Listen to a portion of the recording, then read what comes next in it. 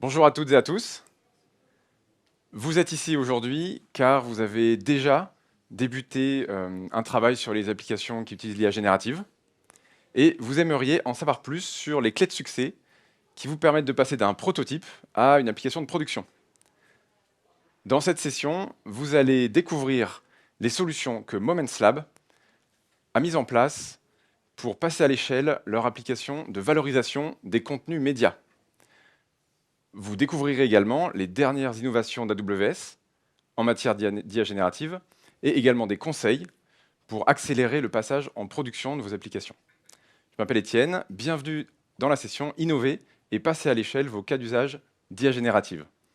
Je suis accompagné aujourd'hui de Thibaut Chassagnette, Head of Engineering chez Moments Lab, qui va prendre la parole dans quelques instants, ainsi que de ma collègue Christina que je laisse se présenter. Bonjour à tous, donc je suis Christina Ferraz, je suis BD Migration et Modernisation chez AWS et mon rôle c'est d'accompagner les clients dans leurs projets de transformation. Merci Je parle Christina. après. Merci Christina. Thibaut, la parole est à toi. Bonjour à tous, merci d'être si nombreux aujourd'hui. Alors, pour commencer la présentation, une petite annonce. On s'appelait avant Newsbridge, aujourd'hui on se renomme Moments Lab. Donc ça va être la partie la plus challenging pour moi, c'est de ne pas me tromper. Et vous allez me demander pourquoi vous avez changé de nom. Parce que au fil du temps, notre mission a changé en fait.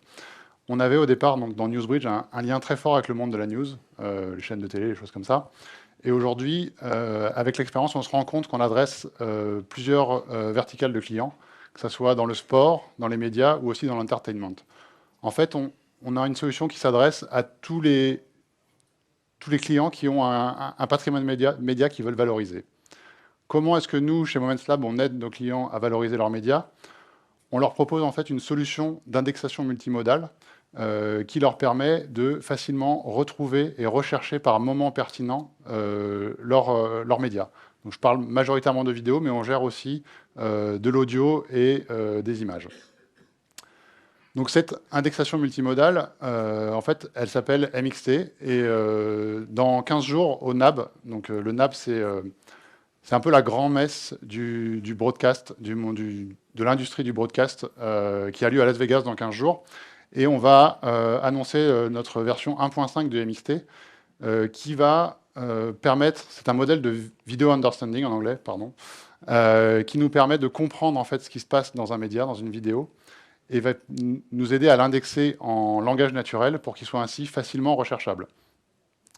Donc c'est là où on va commencer à parler de Generative AI. Mais avant de parler de Generative AI, il y a deux piliers très importants pour comprendre ce modèle. C'est une vidéo, en fait, simplement, il y a ce que l'on voit et ce que l'on entend. Donc là, c'est la partie computer vision et la partie speech processing. Donc nous, avec MXT 1.5, on reconnaît les personnes qui passent à l'image. On va pouvoir reconnaître des lieux importants, des bâtiments, des choses comme ça. On va faire de l'OCR, de la détection de logos aussi. Et il y a aussi son pendant de ce qu'on entend à l'audio. Donc on va prendre l'audio, on va le passer en texte, donc ce qu'on appelle le speech to text. On va pouvoir détecter qui parle, quand est-ce qu'une personne parle, et on va pouvoir automatiquement aussi détecter les différentes langues utilisées. Ça, c'est les deux piliers très importants qui vont nous servir dans la partie Generative AI pour un petit peu renforcer la qualité des résultats. On en reparlera un petit peu après.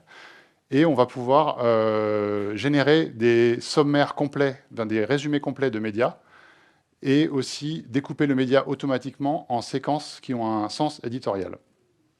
Et je vous passerai après la partie sur la partie des shots. Je vous en parle dans la démo qui a lieu de suite.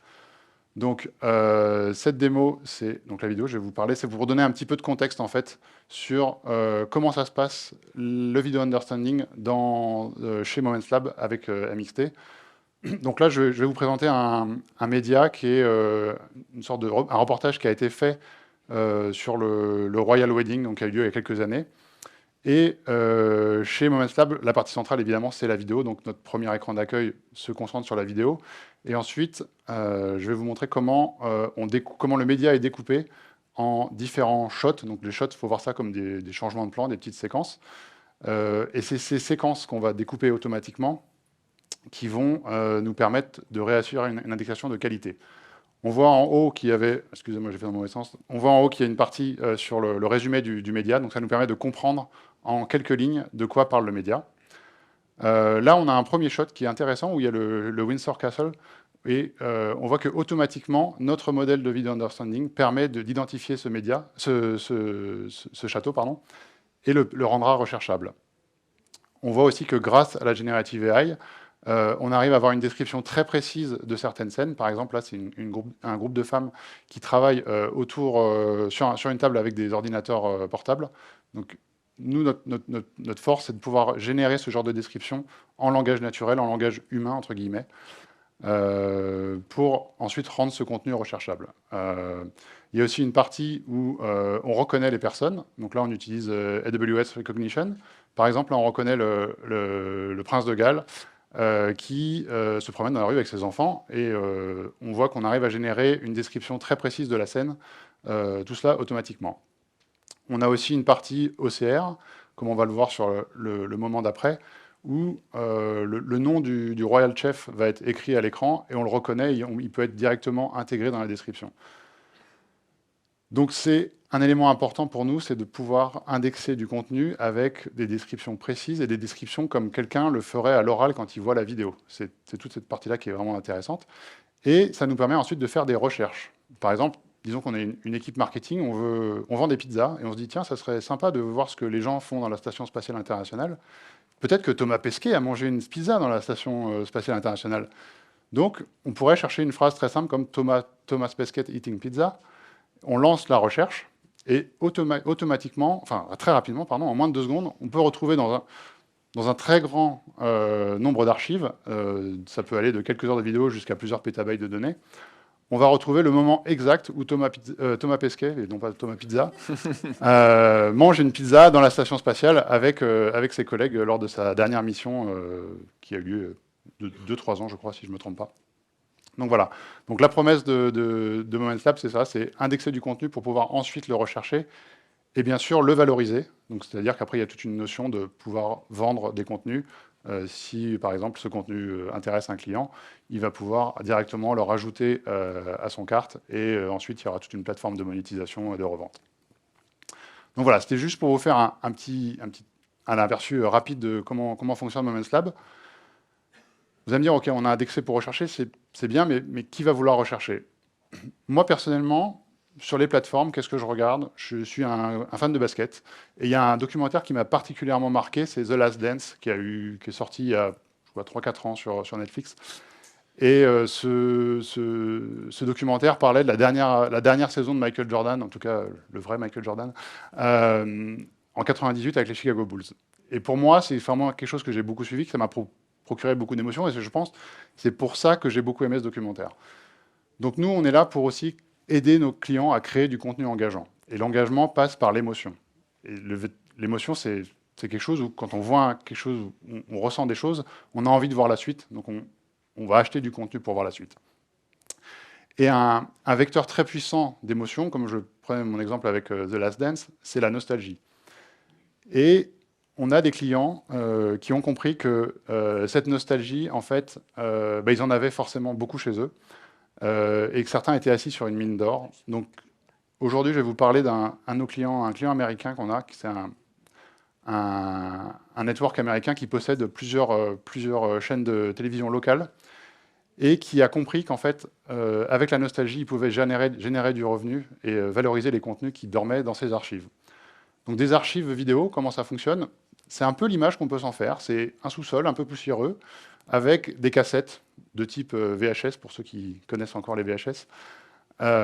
Et ce sont des éléments physiques qui ont une durée de vie limitée. Donc il y a certaines de ces cassettes qui arrivent en bout de course et qui, en gros, c'est du contenu qui va être perdu.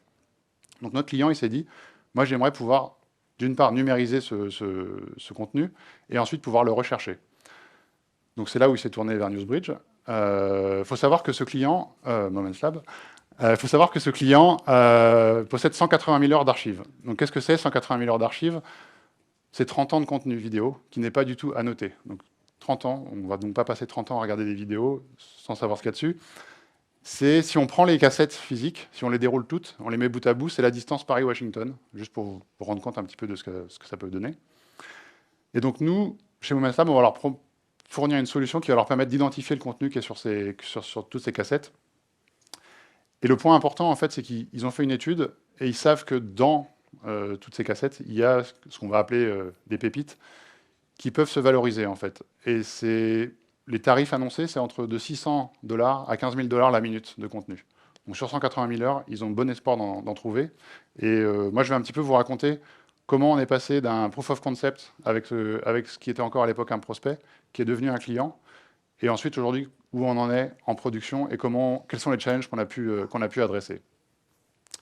Évidemment, dans toute quête pour trouver des pépites dans une mine d'or, il nous faut forcément une aide, et l'aide aujourd'hui c'est AWS, parce qu'ils nous ont permis de rapidement mettre en place un POC qui ensuite a pu être un peu adapté, mais pour passer à l'échelle, et grâce aux différentes technologies AWS, donc j'ai nommé Recognition, on pourrait aussi parler de SageMaker, j'en parlerai juste après.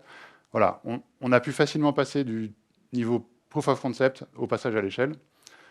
On a ensuite un point important, c'est aussi la flexibilité des coûts, parce que quand on est dans la réalisation d'un proof of concept, on ne veut pas forcément mettre trop d'argent dedans, sachant qu'on n'a pas le client qui va signer derrière. Et les options de paiement à la demande sont vraiment un point très important pour nous dans la réalisation d'expérimentation ou de POC. Et dernier point qui m'est forcément cher, c'est la qualité de l'expérience développeur, avec tout ce qui est infrastructure as code, des choses comme ça. On peut facilement expérimenter des nouvelles technologies qu'on ne connaît pas, on les découvre facilement. Et avec le support AWS aussi, où on a des relations très bonnes, ça nous permet d'avancer et d'aller pouvoir passer d'un POC au passage à une application à l'échelle. Le premier challenge qu'on a rencontré, en fait, c'est on partait d'un proof of concept. Donc on avait fait des assumptions qui n'étaient pas forcément correctes par rapport à l'échelle, mais qui nous permettaient d'avancer vite. Et dans un proof of concept, je vais citer un leadership principle d'Amazon, mais il y a bias for action. Donc faut que ça aille vite. Il faut qu'on soit là pour occuper le terrain et qu'on puisse convaincre rapidement le client. Donc on avait fait des choix où on utilisait beaucoup d'instances EC2, on utilisait des lambda, du Fargate, et on avait surtout besoin d'accéder à des GPU pour faire tourner des modèles soit LLM, soit VLM. Donc VLM, c'est le pendant vidéo des LLM, pour fournir cette analyse vidéo. Une fois à l'échelle, on s'est rendu compte que accéder à des GPU, ce n'était pas forcément simple, et l'accès aux ressources en général, c'était un peu le nerf de la guerre. Donc à partir du moment où on savait qu'on partait sur une solution à l'échelle, on s'est mis à mutualiser les GPU, donc en utilisant Amazon SageMaker, qui nous permet d'avoir des instances dédiées sur lesquelles plusieurs flots de travail peuvent travailler en parallèle. Et donc, on a quelque part bloqué nos GPU et ils sont accessibles pour nous H24. Un autre point qui est important avec SageMaker, c'est qu'on a aussi pu mettre en place de l'autoscaling. Et l'autoscaling nous permet de répondre aux pics de trafic qu'on peut avoir lorsque le client nous envoie des nouveaux contenus à indexer. Le deuxième challenge important, c'est qu'on a 180 000 heures de médias à indexer. Ça ne va pas se faire en 2 heures. Nous, on partait sur un prévisionnel de 18 mois pour indexer les 180 000 heures. Ce qu'il faut voir, c'est que c'est un marathon, en fait. Ce n'est pas un sprint. On ne peut pas garantir un niveau de performance hyper élevé en termes de performance pure d'indexation. Ça n'a pas de sens. Ça nous coûterait très cher. Et le client n'a pas forcément besoin d'avoir tous ses contenus indexés immédiatement. Donc, il faut garder vraiment en tête que ce n'est pas un marathon, c'est pas un sprint, c'est un marathon. Et nous, on part dans une idée où on va avoir un traitement asynchrone des médias. Donc, quitte à avoir un traitement un peu plus lent, mais qui sera toujours de qualité et qui tiendra sur la durée. Évidemment, qui dit charge importante, dit aussi optimisation technique. Il y a du sizing d'instances à faire qui est très important pour ne pas exploser les coûts. Et il y a un effet qui est important et qu'on essaie de combattre, c'est l'effet waouh. C'est-à-dire que vous faites une démo à un client ou à un prospect, forcément, vous voulez que ça aille vite. On voit des démos de LLM où ça va très vite, où on a une réponse immédiate. Sur 180 000 heures de contenu, on est vraiment sur un paradigme très différent. Et on veut de la qualité sur la durée et pas forcément du one-shot. Donc ça, c'est quelque chose qu'on voit souvent en démonstration, mais il faut aussi réussir à prendre du recul et se dire on n'en a pas forcément besoin une fois en production. Le dernier challenge qui était un des plus importants, et ils en ont parlé un petit peu ce matin en keynote, c'est les hallucinations. On prend l'exemple par exemple de ce match de foot. On peut avoir des LLM qui vont générer une réponse du type là c'est le PSG contre l'Olympique de Marseille. Évidemment, un humain va assez rapidement se rendre compte qu'il y a une erreur. Pourquoi il y a ce genre d'hallucination? En fait, c'est que les LLM, par nature, en fait, c'est des modèles probabilistes, donc ils sont un peu figés dans le temps. Donc, selon leurs données d'apprentissage, ils vont, pour eux, logiquement, ça sera forcément toujours PSGOM. Et on n'a pas forcément la main sur les datasets sur lesquels ils ont été entraînés. Donc nous, chez Moments Lab, on s'appuie sur des traitements de post-processing. Donc c'est sur les piliers dont je vous ai parlé tout à l'heure, ce que l'on voit à la vidéo, ce qu'on entend à l'audio, pour renforcer en fait la première réponse fournie par le LLM, pour régénérer, à la fois, encore grâce à un LLM, mais régénérer une réponse qui est correcte en s'appuyant sur des éléments sur lesquels on a confiance à 100%. Par exemple, la reconnaissance de personnes que fait AWS Recognition. Il y a un deuxième point pour gérer les hallucinations, et Étienne va en parler ensuite, c'est se tourner vers des nouveaux modèles LLM ou VLM. Et c'est important pour cette partie-là de rester curieux. C'est un monde qui bouge très très vite. Il y a des nouveaux modèles qui sortent toutes les semaines. Il y a des nouvelles façons de faire qui arrivent toutes les semaines. Il faut réussir à évaluer ces modèles pour ne pas dégrader la qualité de l'indexation qu'on fournit aujourd'hui. Aujourd'hui, on est en production. Ça fait presque 2 mois qu'on est en run avec ce client.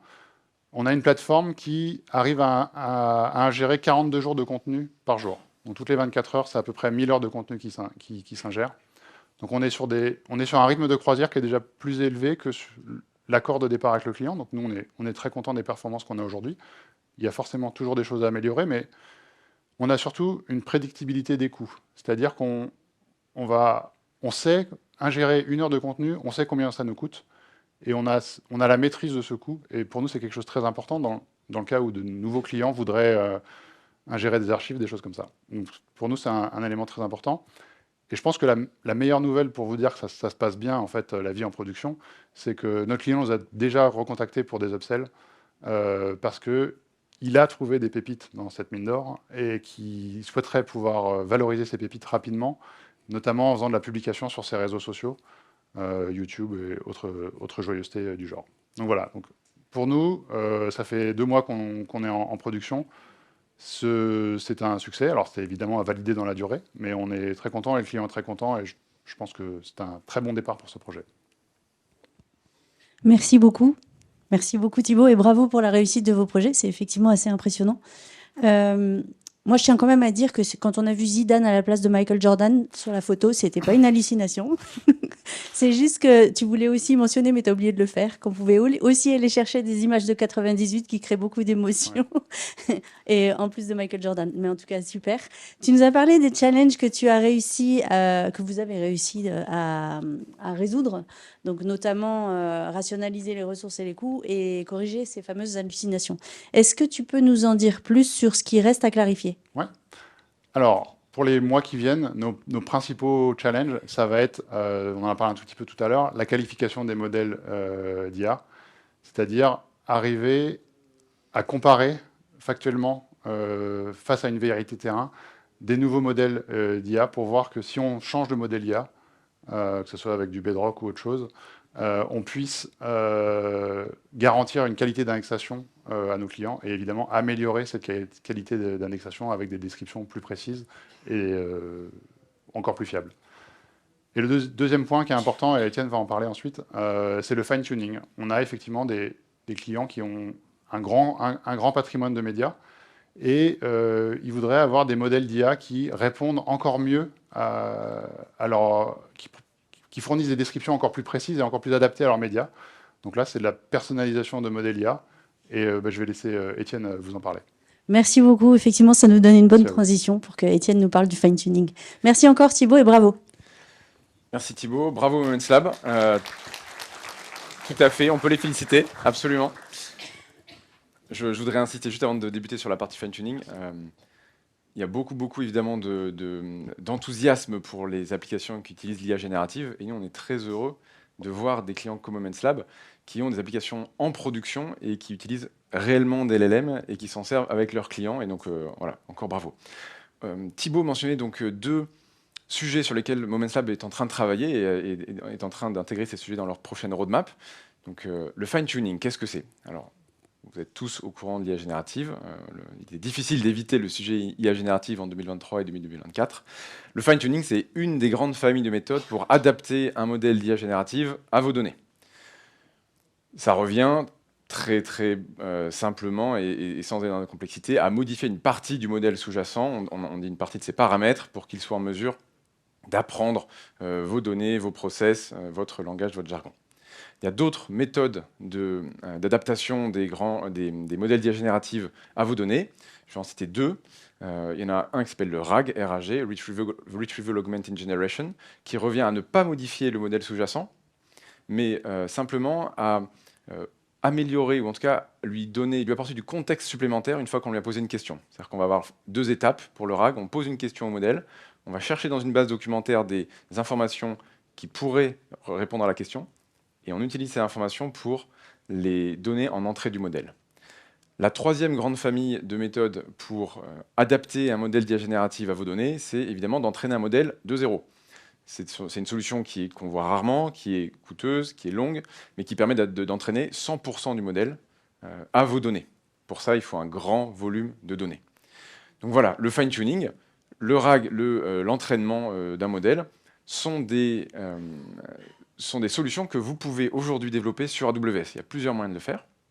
Et donc, vous pouvez dès aujourd'hui le faire utiliser une de ces trois méthodes sur AWS. Thibaut nous a également parlé d'un challenge dans le futur pour Moments Lab, ou même un challenge peut-être aujourd'hui, qui est la qualification des modèles d'IA générative.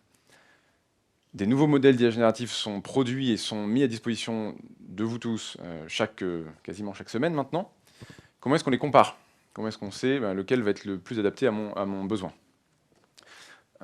Vous pouvez utiliser dès aujourd'hui Model Evaluation, qui est une fonctionnalité disponible sur AWS, qui vous permet de comparer différents modèles. C'est peut-être ce que Moments Lab utilisera dans le futur. Vous pouvez choisir une évaluation automatique ou manuelle. Vous définissez des critères de succès vous-même, ou bien vous utilisez ceux qu'AWS vous suggère. Et les données de test que vous utilisez peuvent être soit les vôtres, soit celles qui sont fournies par Amazon Bedrock. Étienne, est-ce qu'on peut dire que Amazon Bedrock est une API? Alors Amazon Bedrock, c'est plus qu'une API. Il y a une API dans Amazon Bedrock, mais c'est un peu plus. Amazon Bedrock, c'est un service AWS qui est la manière la plus simple de construire des applications d'IA générative avec des modèles d'IA générative. Essentiellement, l'essence d'Amazon Bedrock, c'est un service qui vous donne accès à un large choix de modèles d'IA générative. Vous allez trouver des modèles d'IA générative de plusieurs fabricants de modèles, donc AI21 Labs, Amazon, Anthropic, Cohere, Meta, Mistral, on en a parlé ce matin en keynote, pareil pour Anthropic, ou bien encore Stability AI avec Stable Diffusion. Vous avez un accès via une API à ces modèles d'IA génératifs si vous les interrogez grâce à Amazon Bedrock. Sur Amazon Bedrock et avec Amazon Bedrock, vous pouvez adapter les modèles d'IA génératifs aux données de votre organisation. On parlait précédemment du fine-tuning, du RAG. Ce sont des choses qui sont des fonctionnalités qui sont disponibles sur Amazon Bedrock. Et enfin, la sécurité chez AWS, c'est notre première priorité, donc tout est fait de manière sécurisée. On reviendra sur la partie sécurité un petit peu plus tard. Voici une liste des modèles, très brièvement, je ne vais pas tous les commenter, qui sont disponibles sur Amazon Bedrock. Au-dessus de la ligne colorée, vous voyez le nom des entreprises qui produisent et qui fournissent ces modèles à leurs utilisateurs. Et en dessous de cette ligne, vous voyez les noms des modèles. Et vous allez voir une erreur sur cette slide, puisqu'on n'a pas eu le temps de la mettre à jour depuis ce matin. On a appris ce matin, et donc c'est maintenant public, que vous pouvez disposer sur Amazon Bedrock du tout nouveau modèle de Mistral AI qui s'appelle Mistral Large. Donc là, vous voyez à droite sur Mistral AI, vous n'avez que 7B et 8x7B qui sont disponibles depuis quelques semaines, et désormais, vous pouvez utiliser Mistral Large sur Amazon Bedrock. Je mentionne également Claude 3, le tout nouveau modèle d'Anthropic, qui a été ajouté à Amazon Bedrock il y a quelques semaines également. Donc voilà une idée du large choix, qui est vraiment la force d'Amazon Bedrock, de vous permettre de choisir et de sélectionner le modèle qui vous convient. Alors, il y a un film dans lequel Jean-Claude Van Damme dit « Mon meilleur modèle, c'est moi-même ». Mais je pense qu'il ne parlait pas d'IA générative. Est-ce que tu peux nous donner quels sont les meilleurs critères de sélection pour choisir le bon modèle? Parce qu'il y en a beaucoup. Ouais, c'est une très bonne question. Évidemment, on est face à tous ces modèles. Lequel je prends? Il y a plusieurs critères que vous allez regarder. Il y en a un, évidemment, c'est est-ce qu'il est adapté à votre cas d'usage. Si vous voulez du texte et que c'est un modèle vidéo, ben, ça ne sera pas ce que vous voulez. Donc le premier critère, c'est ça. C'est est-ce que le modèle correspond à mon cas d'usage.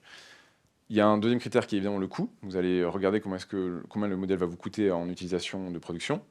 Et vous avez la latence. Vous avez vu qu'il y a certains modèles qui répondent plus rapidement que d'autres, en tout cas pour la partie textuelle chez les LLM.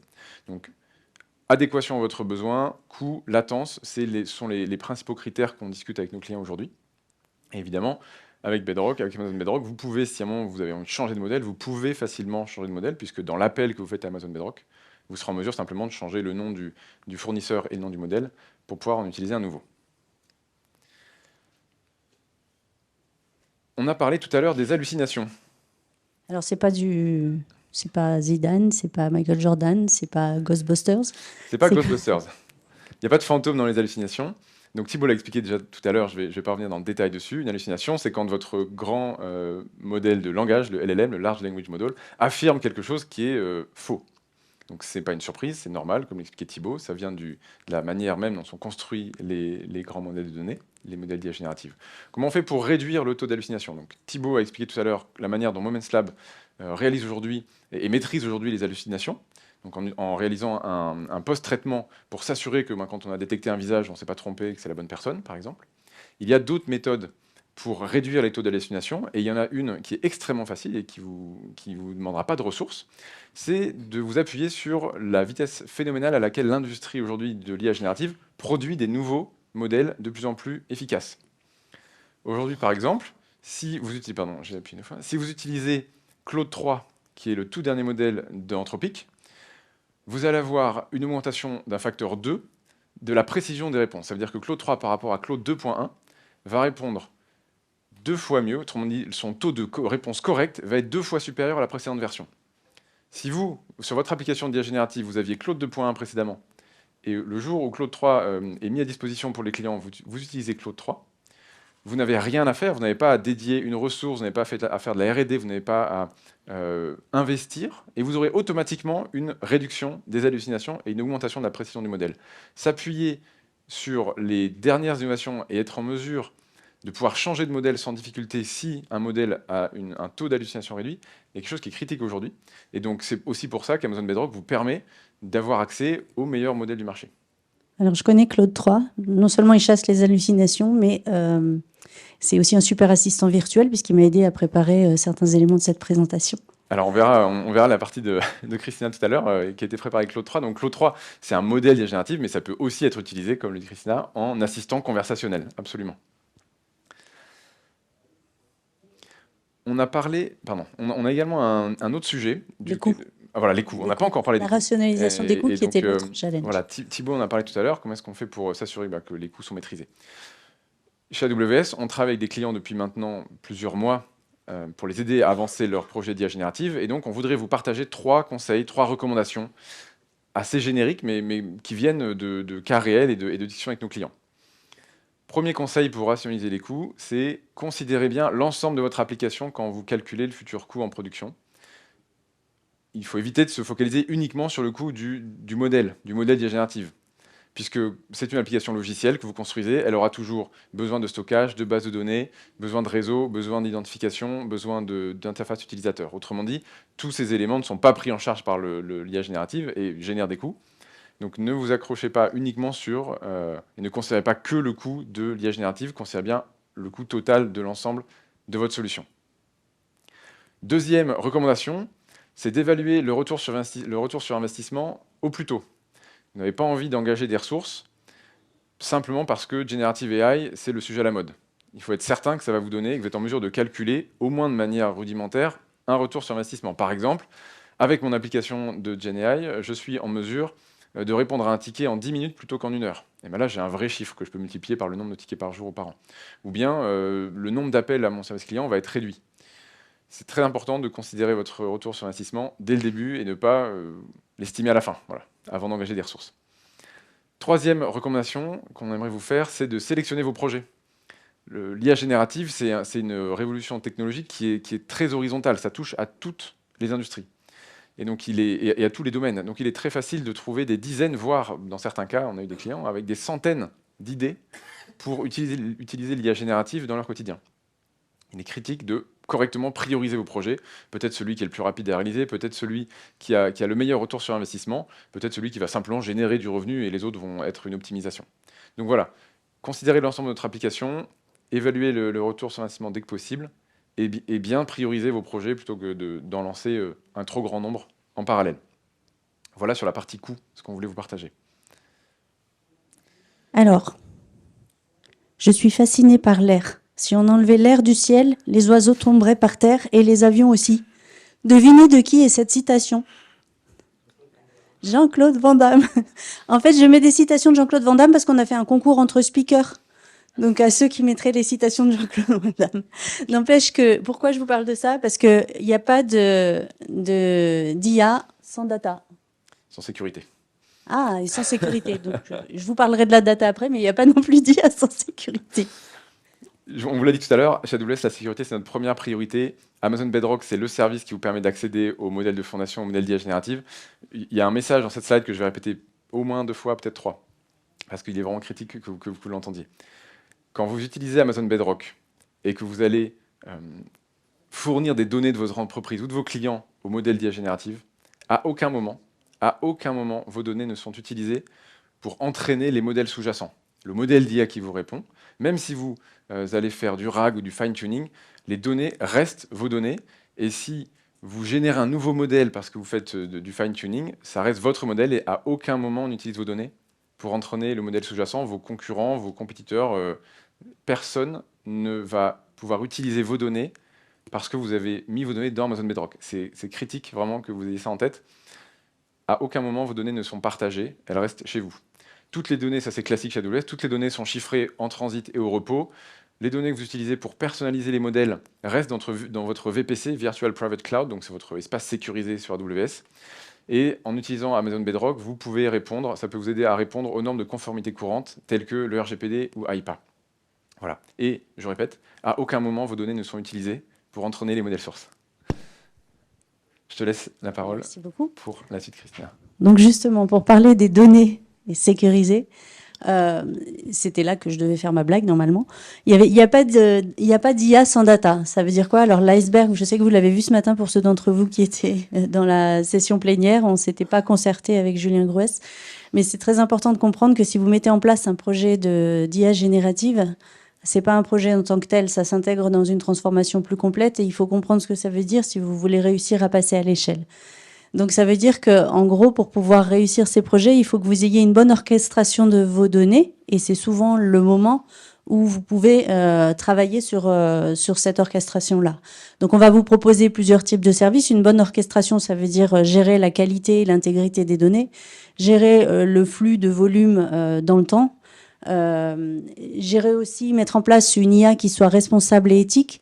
Donc on a plusieurs types de services pour vous accompagner et nos spécialistes auront vous orienter là-dessus. Pour n'en citer qu'un qui peut être important quand on gère les data en amont, on a AWS Lake Formation qui va vous permettre de gérer vos lacs de données avec des volumes de data qui sont beaucoup plus importants et qui sont multiformats, qui vous permet aussi d'avoir un accès granulaire et de mieux contrôler l'accès et la sécurité. On a toujours AWS Control Tower qui vous permet aussi d'avoir une bonne gouvernance de votre environnement AWS multicompte. Toutes ces solutions-là, vous les connaissez pour la plupart déjà. Elles vont être intégrées dans votre réflexion. Et c'est important, quand on veut passer à l'échelle, de comprendre aussi ce qui doit être fait en amont. Donc, on a des clients. Donc, pour ça, en fait, je vous ai dit tout à l'heure que j'étais responsable du Migration and Modernization Programme. C'est un projet d'accompagnement à la transformation de l'entreprise. Et on va en parler dans les next steps, à quoi ça sert. Pardon. En fait, quand vous voulez mettre le pied à l'étrier, soit vous avez déjà été en mesure, vous avez déjà démarré, vous avez déjà commencé vos POC, soit vous avez besoin d'aide et on a une équipe prototyping que vous pouvez voir au 3e étage, hein, qui est à côté des équipes GenAI. Et qui peut vous accompagner à définir vos prototypes, peut-être parfois aussi à prioriser, et qui peut vous accompagner dans cette première étape. Ensuite, quand vous voulez l'inscrire dans un projet qui est plus plus à long terme, quand vous voulez vraiment discuter de transformation, puisque le fait de pouvoir mettre en place des solutions d'IA générative, ça va transformer la façon dont vous faites votre business. On peut vous accompagner avec notre programme MAP, qui est Migration and Modernization Acceleration Programme. Et pourquoi est-ce que c'est intéressant pour vous quand on gère les données? Parce que on a à l'intérieur de ce programme une première partie qui est l'établissement du business case. Établir un business case, ça veut dire comprendre ce qu'on veut faire. Et Étienne vous l'a dit tout à l'heure, quand on priorise les modèles qu'on veut utiliser, on a besoin de comprendre, d'analyser, de comprendre les besoins du client. Donc ça veut dire, pour nous, en fait, on peut vous faire travailler avec des partenaires consulting, et ça peut être AWS qui paye leurs prestations à votre place, de façon à ce que vous puissiez, prioriser, et deux, vraiment définir vers quoi vous voulez aller. Ça s'inscrit dans un cadre à long terme, et en général, ce sont pour les projets de transformation à plus grande échelle, c'est-à-dire à un horizon de 3 ans. Mais c'est important. Pour vous donner un exemple, on a un client dans l'électroménager qui, en fait, avait 25 projets POC en parallèle sur le GenAI. Donc, ils pouvaient aller de l'expérience client. Ils avaient aussi beaucoup de solutions IoT qui étaient ils ont déjà beaucoup de solutions IoT en place. Et ils voulaient gérer un peu mieux, via le GenAI, des solutions catalogues plus personnalisées. Ils avaient aussi des projets qui concernaient leurs équipes de support ou leurs équipes de développement. Et ils avaient besoin de prioriser. Donc, sur les 25, ils ne pouvaient pas travailler sur les 25 en parallèle. Donc, en arrivant avec on les a fait travailler avec un partenaire qui pouvait les accompagner sur le projet de modernisation, qui leur a permis de faire cette priorisation des projets et, en même temps, techniquement, de regarder ce qu'ils allaient pouvoir faire de la gestion des données en parallèle. Donc, ils ont mis en place des solutions de gestion des données en amont. Ils ont d'ailleurs, au travers de cette analyse, de cet état des lieux de leur architecture et de cette analyse de vers quoi ils voulaient aller, ils ont découvert qu'ils avaient besoin de faire un contrôle d'intégrité de certaines de leurs données catalogues. Et ils ont mis en place des bases de données qui étaient adaptées, qu'on a accompagnées avec le MAP, qui leur ont permis d'avancer beaucoup plus sereinement et à moindre coût pendant la phase de transformation pendant laquelle ils ne sont pas encore complètement passés en production. Et au travers de cette analyse, ils sont également rendus compte qu'ils pouvaient monétiser une partie de leurs données. Donc en fait, ça leur a apporté une meilleure gestion des projets en IA, grâce à l'IA générative et une meilleure approche client sur des besoins business qui étaient clairement définis. Et ça leur a permis de découvrir aussi de nouveaux types de services et de prestations qui pouvaient être mises en place avec une nouvelle économie au sein de leur propre business. Donc ça, c'est ce que le MAP vous permet de faire. Discutez-en avec vos account managers si vous en avez. Vous avez un AWS Village ici en bas au 2e étage avec des équipes aussi de spécialistes, migration, modernisation, architectes. N'hésitez pas à aller les voir si vous voulez en discuter un peu plus ou aujourd'hui, là, après cette session avec nous. Et il y a un 3e pôle. On a une équipe de spécialistes. Étienne en fait partie aujourd'hui, les spécialistes dans l'IA générative. On a aussi des spécialistes dans les différentes bases de données qui peuvent être mises en place, en storage, dans tous les types de services d'AWS, en compute, etc. Et on peut vous accompagner. Donc, quand on est sur de la transformation à plus grande échelle, nous, chez AWS, on met un point d'honneur à vraiment créer une relation qui est souvent tripartite entre vous, le partenaire, si vous avez décidé de travailler avec un partenaire, et nous, AWS. Donc, on essaie vraiment de vous accompagner à chaque étape. Et c'est un co-investissement qu'on fait, à la fois en termes de ressources et en termes de financement des équipes de partenaires. Voilà, donc tout ça pour dire quoi que donc je pense que vous avez retenu, il n'y a pas de IA sans data. Et on peut dès aujourd'hui, avec les solutions qui existent, vous pouvez passer à l'échelle. Vous avez les moyens de passer à l'échelle sur le GenAI. Il ne faut pas s'arrêter juste au POC, comme le disait Étienne tout à l'heure, parce qu'il y a un effet waouh. Donc, n'hésitez pas à nous engager et à nous parler si vous voulez aller un peu plus avant sur ces projets-là. Donc, ce sont les 2 points à retenir. C'est ce qu'on voulait vous dire aujourd'hui. Je vais juste vous demander maintenant, si vous avez un téléphone, de me le montrer. Vous pouvez flasher ce code et répondre à l'enquête de satisfaction. C'est super important pour nous d'avoir vos retours sur les contenus et ce que vous voulez voir. Si le flash ne fonctionne pas, c'est peut-être parce que vous n'avez pas fait la mise à jour de l'application AWS Event. Et dans ce cas-là, si vous faites la mise à jour, il fonctionnera. Vous pouvez le retrouver de toute façon dans l'application. Merci beaucoup. Je vais laisser la parole 2 minutes à Thibaut qui voulait vous donner un rendez-vous. Et merci à tous.